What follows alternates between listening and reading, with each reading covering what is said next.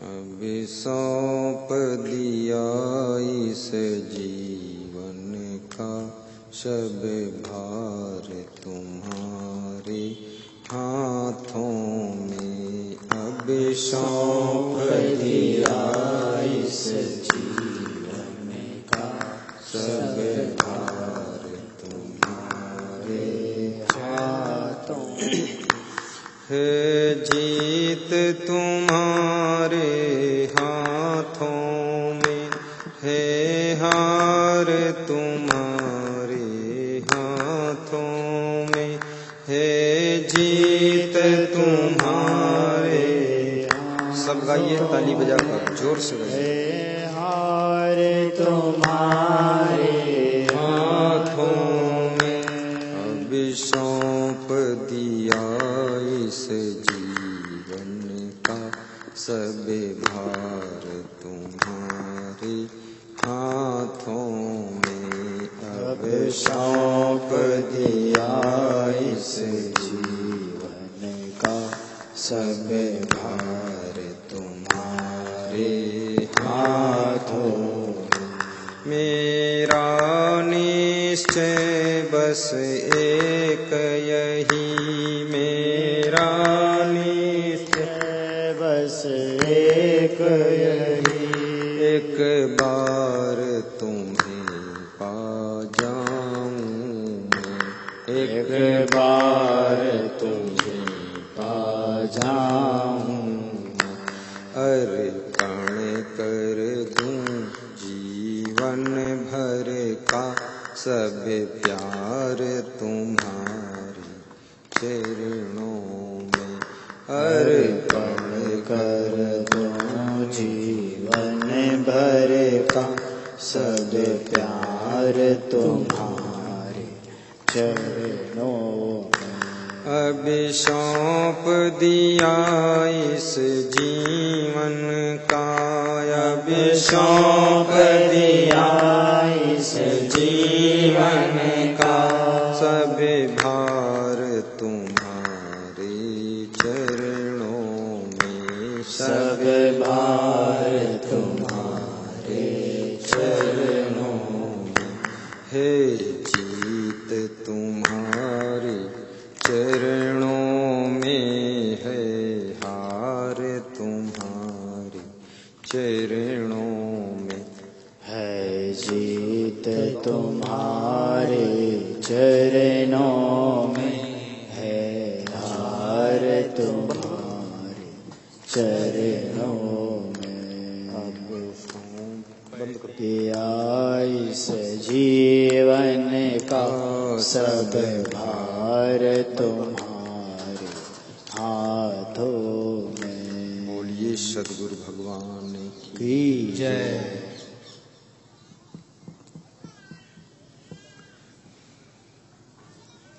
प्रातः स्मरण विश्व वंदनीय सद्गुरु कबीर साहिब की असीम अनुकंपा से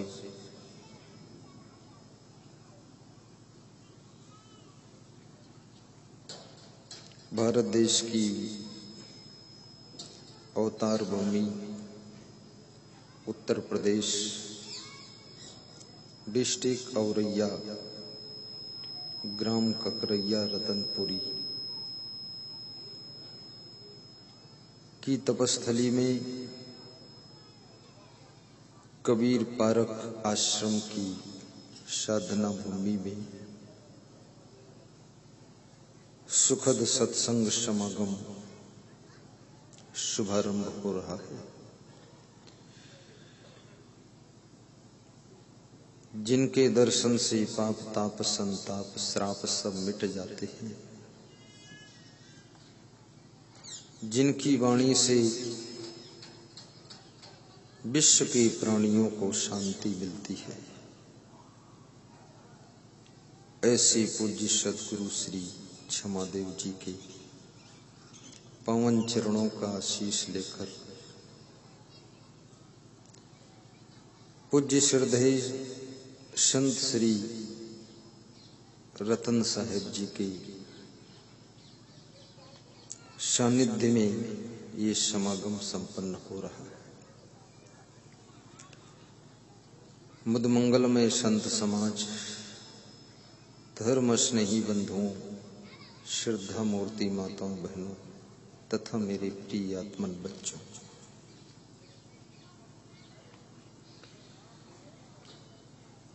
आज बड़ी प्रसन्नता की बात है। गत वर्ष इसी तपोभूमि में मुझे सत्संग के लिए आमंत्रित किया गया था। इस वर्ष पुनः आश्रम के अधिष्ठाता श्रद्धेय संत श्री रतन साहिब जी ने छत्तीसगढ़ प्रदेश के आश्रम में जाकर हमें आदेश दिया कि आपको फिर आना है। मैंने कहा बार बार हर वर्ष मत बुलाओ, एक वर्ष गैप करो और फिर आएंगे। तो उन्होंने कहा नहीं आना पड़ेगा। तो मैंने कहा कि आप जाइए, निश्चिंत रहिए और आपको टाइम मिलेगा। तो उन्होंने कहा 3 दिन का मिलना चाहिए, 2 दिन नहीं। तो 3 दिन का टाइम उनको दिया गया। 18, 19 और 20 नवंबर 2018। फीता काट करके समागम का शुभारंभ श्रद्धेय श्री रतन साहिब जी ने हरी साहिब और पवन साहिब के साथ में किया।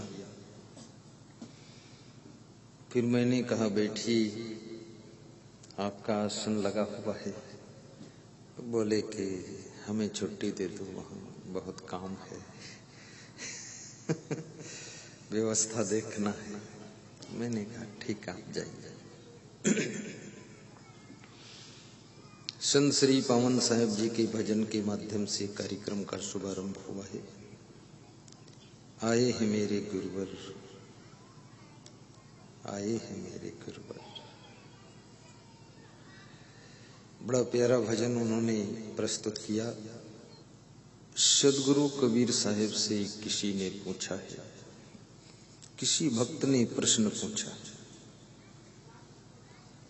कि ये जीवन की कीमत क्या है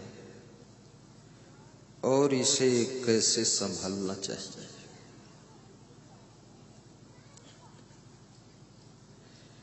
और इस शरीर का महत्व क्या है, शरीर के प्रति क्या सावधानी रखना चाहिए। तीसरा प्रश्न, इस संसार का सत्य क्या है,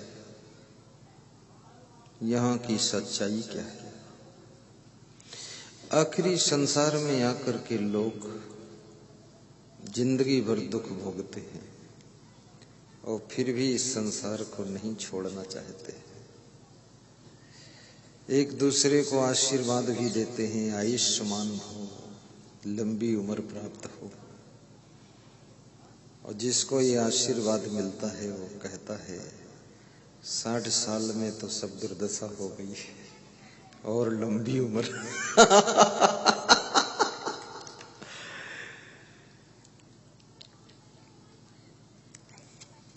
मैंने महाभारत शास्त्र में देखा हूं, आशीर्वाद बहुत दिया जाता है। यशस्वी भव, तेजस्वी भव, आयुष्मान भव। और आशीर्वाद देने वाले भी कपटी लोग, उनका आशीर्वाद भी बेकार ही था।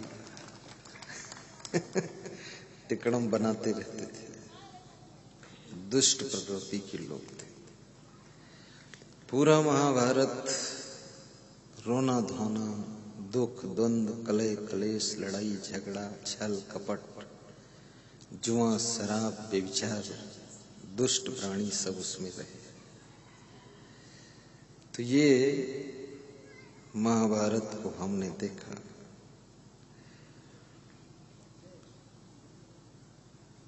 तो कबीर साहब से पूछा गया कि तीसरा प्रश्न कि संसार की सच्चाई क्या है, इस जगत की यथार्थता क्या है, इसका यथार्थ रूप। संत कबीर से चौथा प्रश्न पूछा गया कि संसार में झूठ क्या है। झूठ तो झूठ है ही, लेकिन और इस दुनिया में झूठ है क्या? झूठ तो झूठ होता ही है, लेकिन मनुष्य की पूरी जिंदगी में ऐसी कौन सी चीज है जो झूठ है, और झूठ में मनुष्य झूठ मूठ फंसा भी रहता है, वो है क्या? उससे कैसे छूटेगा? तो ये चार प्रश्न आपके बीच में प्रस्तुत किए गए हैं। चारों का उत्तर एक ही साखी में कबीर साहब ने प्रदान किया है। कबीर साहब चारों प्रश्नों का उत्तर एक ही साखी में देते हैं। रतन का जतन करो, अर्थात ये मनुष्य जीवन रतन के समान है। जैसे हीरा रतन, पन्ना पुखराज नीलम, ये रतन को तुम प्रेम से संभालते हो।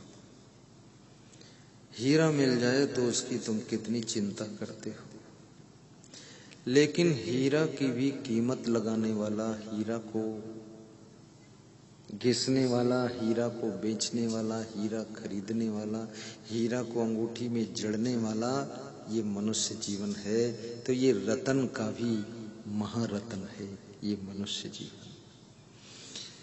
पशु के सामने हीरा रख दो, कोई कीमत का नहीं। भूसा पैरा से भी ज्यादा खराब है हीरा, वो पत्थर क्यों खाएगा? लेकिन मनुष्य के सामने हीरा रख दो, भूसा भी छोड़ देगा, पैरा छोड़ देगा, गेहूं छोड़ देगा, जमीन छोड़ देगा, मकान छोड़ देगा, पर हीरा को संभाल लेगा, क्योंकि जानता है कि एक हीरा ही करोड़ों का बिक जाएगा। छोड़ो 2 एकड़ जमीन, करोड़ पकड़ लो आराम से। तो हीरा की कीमत को समझने वाला ये हीरा लाल स्वयं है।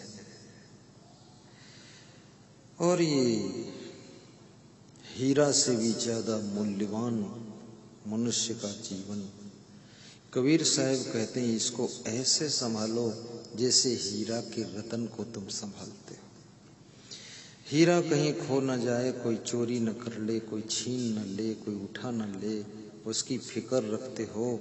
ऐसे इस मनुष्य जीवन महारतन की फिक्र रखो कि ये जीवन कहीं फिसल न जाए, ये जीवन कहीं बुराइयों में न चला जाए, ये जीवन कहीं व्यर्थ में न चला जाए, ये जीवन कहीं अनर्थ में, स्वार्थ में, निरर्थक में बीत न जाए, ये जीवन कहीं बकवास में न निकल जाए, ये जीवन कहीं माया मोह के चक्कर में ही न उलझा रहे, ये जीवन कहीं जीवन का बोझा न बन जाए, ये जीवन कहीं दुख में ही न बीत जाए। इसके लिए सावधान हो जाओ, इस मनुष्य जीवन के रतन को संभालो तो ये जीवन धन्य हो सकता है। अब इस जीवन को संभालोगे कैसे?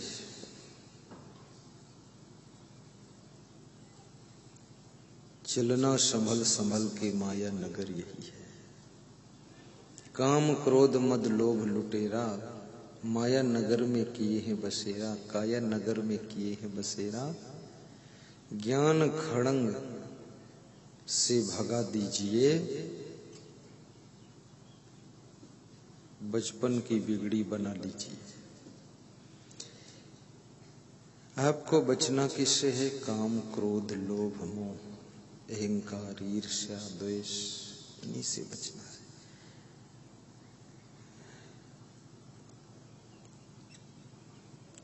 क्रोध से भी बचना है, राग द्वेष से भी बचना है।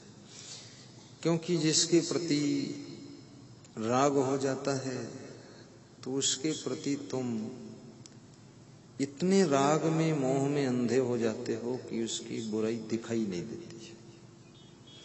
और जिसके प्रति नफरत हो जाती है, द्वेष हो जाता है, उसकी अच्छाई नहीं दिखाई देती है। ये दोनों में बड़ा प्रभाव होता है। जैसे सासू को जिस बहू से नफरत हो जाती है तो उसका हर काम गलत ही दिखाई दे। कटोरी रखी तो वो लगा तो उल्टे रखी से, चाय बनाई तो कही कि चाय सब जरी गई है, दाल बनाएगी कहेगी इसमें नमक ज्यादा पड़ा है। और जिस बहू से बहुत ज्यादा मोह हो गया तो बहू से जो खिचड़ी जल गई तो कहती है जली वाली बहुत सुगंधित लगे थे, बहुत धन्यवाद बहू। इसका बिगड़ा काम भी अच्छा लगता है। ये द्वेष और राग बड़ी कठिन चीज है। निर्मल दृष्टि होना, निष्पक्ष दृष्टि होना, यही साधना की पराकाष्ठा है कि भीतर से तुम पवित्र हो जाओ, निर्मलता को प्राप्त हो। और ये लोभ लालच ये भी बहुत खतरनाक चीज है।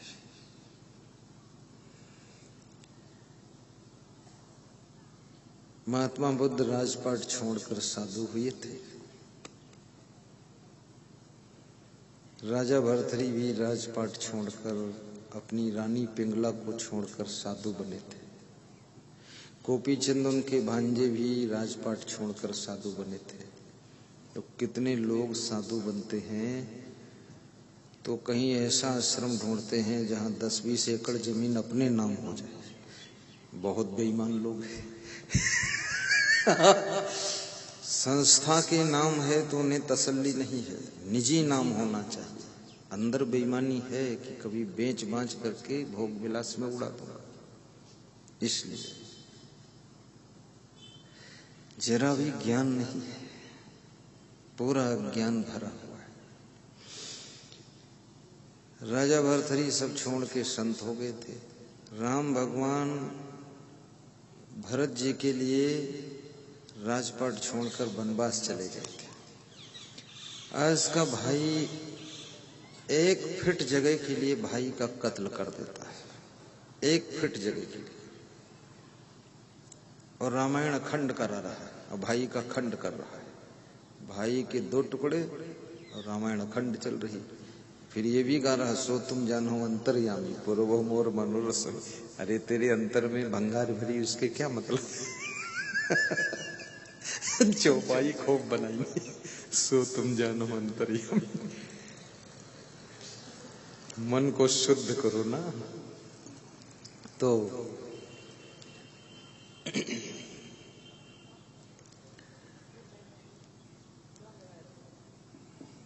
त्याग की बड़ी आवश्यकता है। कहते हैं भाई के लिए कभी थोड़ा छोड़ना पड़े तो छोड़ देना। अभी मैं कानपुर में एक सज्जन के घर गया था, पधरौनी। कह रहे थे तुम्हारा प्रवचन मिल गया तो ठीक रहा, मैं भाई ने कहा बहुत मारेक पड़ता। हमने कहा भाई क्या करता है? बोले वो प्रोफेसर है, मैं लेक्चरर है। कहला पूरी बेईमानी कर लीस। कहला तुम्हारा सत्संगु क्रोध रोक लीस ने मारी बैठती जरूर। कहला मर्डर हो जाता, हम जेल में होते। कहला बची गए ना, यह से आप लाइन है घर में कि इनके चरण पूजा कर लो, जेल से बहरे कर दी नहीं तो मार डरती। बोले बहुत क्रोध आया, पूरी बेईमानी किया। ये लोभ आपसे ऐसे ऐसे काम करा देता है जिससे तुम खुद ही शर्मिंदा हो जाते हो। और ये भी याद नहीं है लोगों को कि भाग्य में जितना होगा उतना ही मिलेगा, चाहे लालच करके प्राप्त करो और चाहे मेहनत करके प्राप्त करो, उससे ज्यादा मिलेगा नहीं। आप देखते होंगे, आप कुछ भी बनो, सभी चोर भी धनवान नहीं होते। चोर तो बन गए, लेकिन चोरी में कुछ मिलत नहीं। किसी घर चोरी करने गए, भाग्य साथ नहीं देता है, तो वही स्टील के थाली कटोरी मिले, गठरी बांध के लाए और कुछ मिल नहीं। लेकिन जो चोर भाग्यशाली है तो वो गया तो फिर गले का हार मिल गया, एक ही हार में 1,00,000 2 लाख का काम हो गया, बात खत्म हो गई। चोरी में भी भाग्य साथ देता है। साधु बनो, इसमें भी भाग्य साथ रहता है। सभी साधु संपन्न थोड़े हो पाते हैं, नहीं। लेह कमंडल घूमते होंगे फालतू। और कुछ साधु है, खुश भी रहता है और बहुत सुखी रहता है, प्रसन्न। ये अनेक जन्म के कर्मों का प्रभाव होता है। अनेक जन्म के कर्म भाग्य बन जाते हैं। गृहस्थी लाइन में तुम बंटवारा करो, किसी भाई के साथ बेईमानी कर लो, फिर भी वो पनप जाता है, भाग्य उसका अच्छा है। बाराबंकी तहसील फतेहपुर के एसडीएम के स्टेनो वीरेंद्र सिंह वर्मा बता रहे थे, मेरे पिताजी की मृत्यु के पश्चात चाचा जी ने बंटवारा किया, बंटवारे में बेईमानी किया और बेईमानी में गुरुदेव हम लोगों को भूसा वाला घर दिया, अच्छा घर खुद ले लिया। पिताजी मर चुके थे, हम 6 भाई थे, तो हमारे भाइयों को गुस्सा आई कि चाचा को मारो पकड़े। तो मेरी माँ ने कहा कि बेटा मारना मत, ये चाचा ने तुझको अपने हाथों से गोद में खिलाया है, उन हाथों पर तुम डंडा चलाओ, मत मार। ये भूसा वाले घर को ही साफ करके इसी में रखो। तो उन्होंने बताया मैं एसडीएम का स्टेनो हो गया और 6 भाई की सर्विस लग गई और चाचा जी के लड़का सब दरुहा निकल गए, वो सब बर्बाद हुई गए, ड्यूडेला हुई गए, हमारे 6 मकान नए बने गए। भाग्य, बेईमानी नहीं करना चाहिए। ईमानदारी, जिसका जितना हिस्सा है ईमानदारी से दे दो।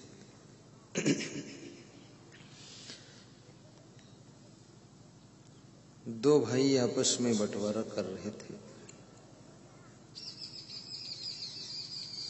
बड़े भाई ने छोटे भाई से कहा कि बराबर बराबर 1/2 हिस्सा कर लो, तुम छोटे हो इसलिए तुम पहले ले लो, बात को जो बचेगा हम ले लेंगे। छोटे भाई ने कहा 1/2 नहीं, 1/3 कर दो, 3 हिस्सा लगा दो। बोले 3 हिस्सा क्यों, तीसरा भाई ही नहीं तो हिस्सा क्यों? बोले इसलिए 3 हिस्सा लगा दो क्योंकि आपकी उम्र 60 साल हो गई, करीब 45 साल से तुम मेहनत करके कमा रहे हो, और मेरी उम्र अभी 35 साल, बीच में 4 बहनें।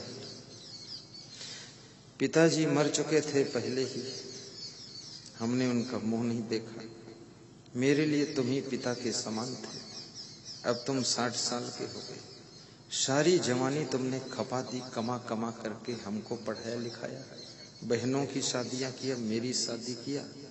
अब तुम बूढ़े हो गए, 60 साल के, मैं 35 साल का।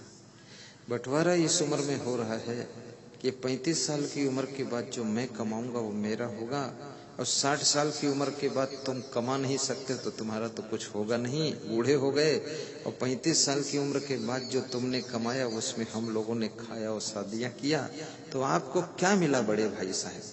इसलिए 3 हिस्सा लगाओ और 2 हिस्सा आपके रहेंगे और 1 हिस्सा मेरा रहेगा, और मैं 35 साल की उम्र से कमाऊंगा तो आपके बराबर कर लूंगा। अब ये भी एक कितना विवेकवान भाई है।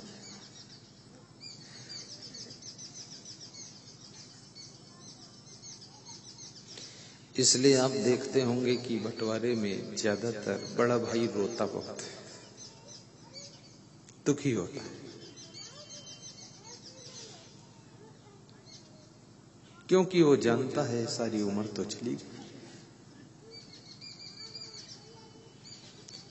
छोटे भाई अभी बहुत उम्र बची है, ये कमाएंगे, उन्नत करेंगे, हम तो पिछड़ गए, सब बट गया। लेकिन दूसरों को अधिक हिस्सा देने वाला वो दूसरे के भाग्य में भी अपना हिस्सा बना लेता है, दूसरों की सेवा करने वाला, दूसरों का उपकार करने वाला। जिसके जिसके साथ में तुम उपकार करते हो, जेठानी के साथ, देवरानी के साथ, माँ के साथ, सासू के साथ, बहू के साथ, पिता के साथ सेवा परोपकार, जिसके साथ तुम सेवा परोपकार करते हो, सहयोग करते हो, उसके भाग्य का कुछ अंश तुम्हारे भाग्य में सम्मिलित हो जाता है। ये गुप्त रूप से उसके भाग्य के एटीएम में से पैसा कट करके तुम्हारे भाग्य के एटीएम में जमा हो जाता है। ये बड़ी गुप्त व्यवस्था है। हमारा धर्म हो सेवा, हमारा कर्म हो सेवा। इसलिए सेवा को कर्म, सेवा को धर्म बताया गया।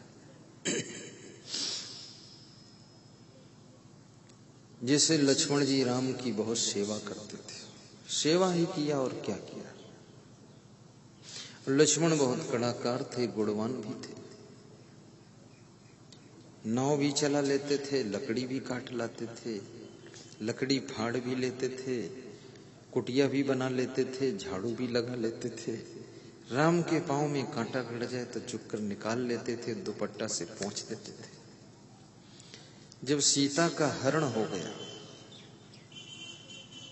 तो राम दुखी थे, सुग्रीव से मिले, हनुमान जी ने मिलन कराया। तो सुग्रीव ने कहा कि राम ज्यादा विह्वल मत होइए, सीता का पता लग जाएगा। जिस वस्तु से, जिस व्यक्ति से आपका बहुत प्रेम होता है, उसका वियोग दुखद हो जाता है, और जिससे आपका प्रेम नहीं है उसका संयोग दुखद हो जाता है, उसका मिलना भी दुखदायी हो जाता है। चाहे वस्तु हो चाहे व्यक्ति हो। कितने लोग शादी करके दुखी हैं और कितने लोग शादी करके वियोग हो गया तो दुखी, और कितने लोग ध्यान में जब बैठते हैं तो भगवान से यही मांगते हैं, किसी तरह मेरी पत्नी से पिंड छूट जाए। चंडाल खोपड़ी है। रोज गाली बकती है, हल्ला मचाती है, चिल्लाती है। कितनी स्त्रियों को तो बिल्कुल ज्ञान नहीं है, बहुत चिल्लाती है, बहुत शोरगुल मचाती है। तुम ज्यादा बोल दो तो जहर भी खा लेगी, और कुछ न बोलो तो चिल्लाना बंद नहीं करेगी, और बहुत जलबला जाती है पूरा, और कहती है हमारे कलेजे में आग लगी। तो पूछो धुआं कहीं नहीं निकल रहा। बोले उन्होंने तुम्हारे ऊपर धुआं फेंक दी।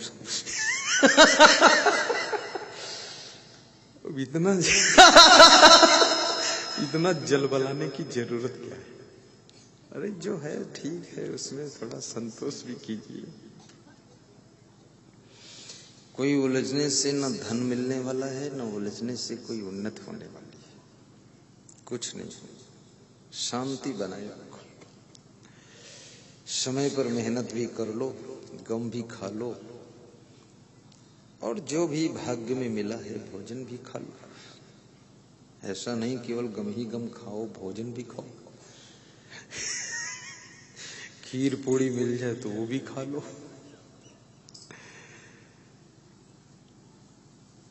कितने पुरुषों को भी बड़ा आफा का भर रहता है, बहुत हैरान, कबहू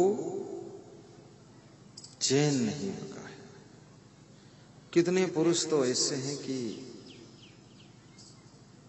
पड़वा की तरह पड़े रहते, कोई काम नहीं करते, और कहते हैं कि हम बहुत सुखी हैं। सुखी नहीं हो, तुम महा आलसी हो। ये पड़वा की तरह पड़े हो, घर सब डीह ढेला हुई। उनकी पत्नियां समझाती है कि उठो कुछ तो करो, तो उठत हैं, पड़वा के यहाँ खोल एक दूसरे खूंटम बांध देते, और फिर अपना उठा एक दूसरी खटिया पहुड़ा देते। तो कहते कहा करे, कहीं पड़वा खूंटा बदल देना, अपन खटिया बदल देना। खुद पड़वा और घर में पड़वा, सब नरक बना दिया। मेहनत भी करना चाहिए, तो लक्ष्मण बड़े निपुण थे, सेवाशील थे।